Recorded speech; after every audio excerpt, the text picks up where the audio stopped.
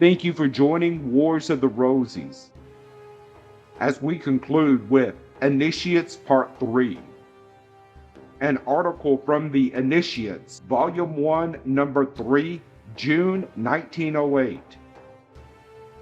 Initiates. For magic and the Kabbalah, two things apparently quite distinct, knowing why they do so.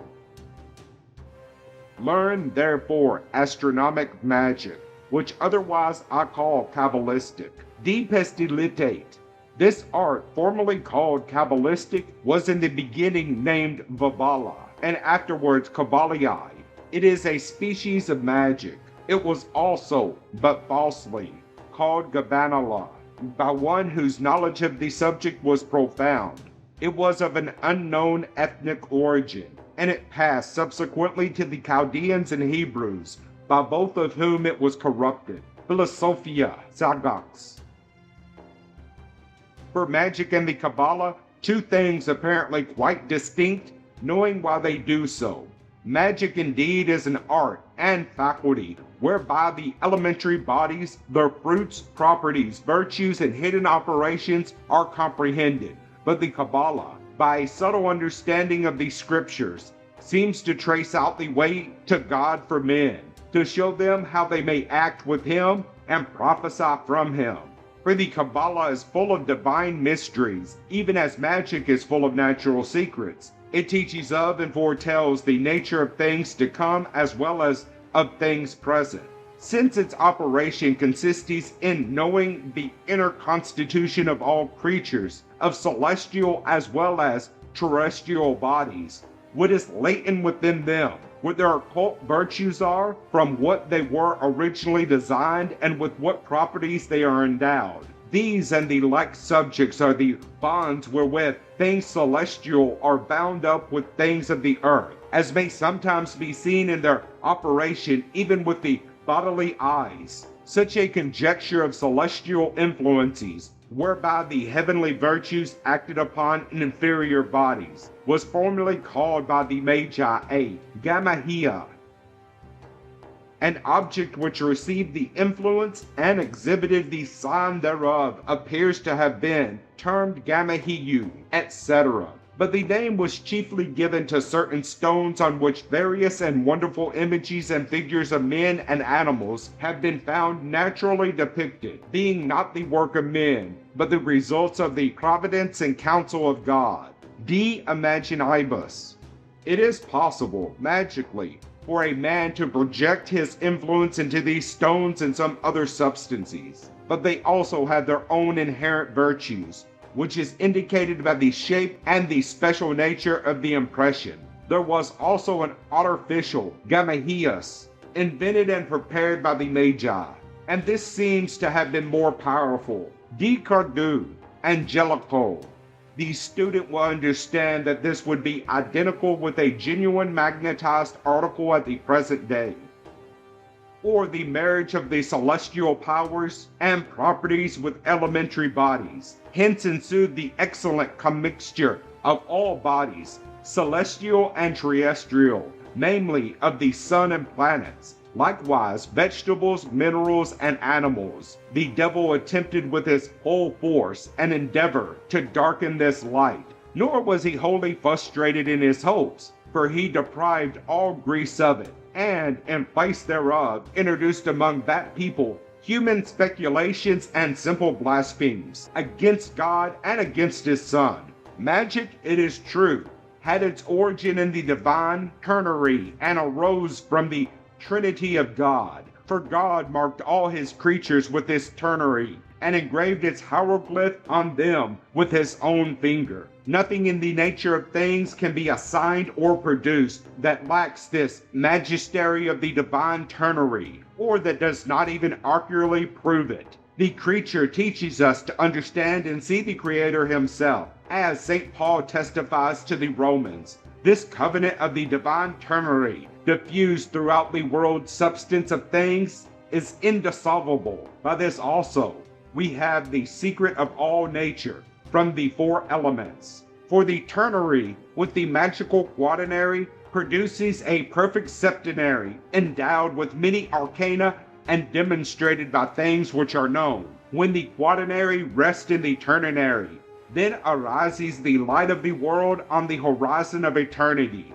and by the assistance of God gives us the whole bond. Here also it refers to the virtues and operations of all creatures, and to their use, since they are stamped and marked with their arcana, signs, characters, and figures, so that there is left in them scarcely the smallest occult point which is not made clear on examination. Then when the quaternary and the ternary mount to the denary is accomplished, the retrogression or reduction to unity. Hence is comprised all the occult wisdom of things which God had made plainly manifest to men, both by his word and by the creatures of his hands, so that they may have a true knowledge of them. This shall be made more clear in another place. Chapter 5. The Magi in their wisdom asserted that all creatures might be brought to one unified substance, which substance, they affirm, may, by purifications and purgations, attain to so high a degree of subtlety, such divine nature and occult property, as to work wonderful results. For they considered that by returning to earth and by a supreme magical separation, a certain substance, purified spirit in man, would come forth, which is at length, by many industrious and prolonged preparations, training and development, exalted and raised up above the range of vegetable substances into mineral, above mineral into metallic, and above perfect metallic substances into a perpetual and divine quintessence.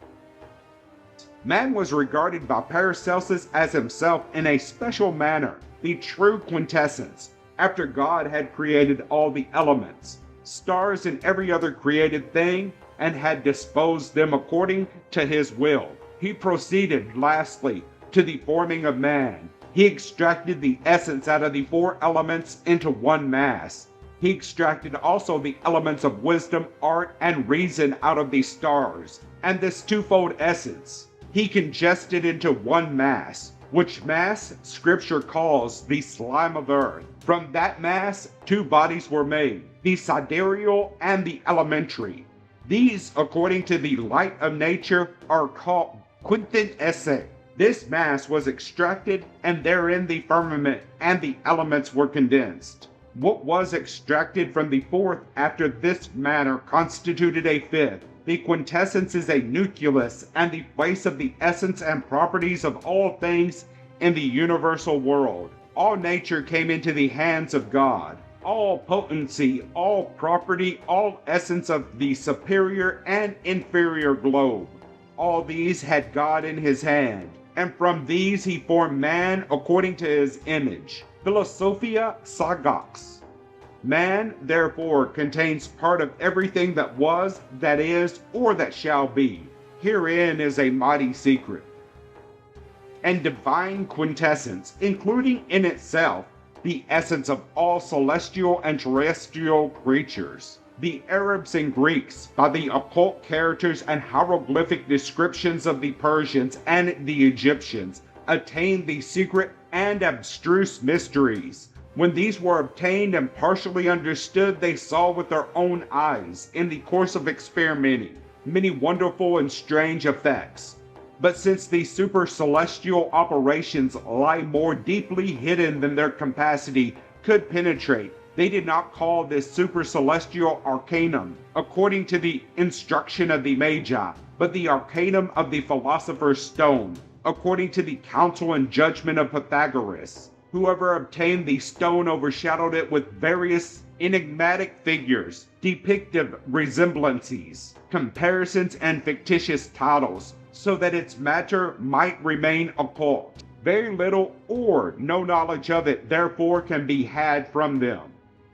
It is thus why so much is written concerning the philosopher's stone by the old master, and so very little understood. All, or nearly all, of them were from the outside schools instead of having passed the true Egyptian initiation through certain circumstances. An American, Dr. Kieperling, was admitted to the Egyptian initiation up to their highest degree, and was not only taught the hieroglyphics of the Egyptian initiation, but the inner mysteries of the ancient religion. The end. Thank you for watching, and please don't forget to share, like, subscribe, and comment. And if you can, please consider donating to Wars of the Rosies. Links to PayPal and Patreon are in the description. Thank you so very much.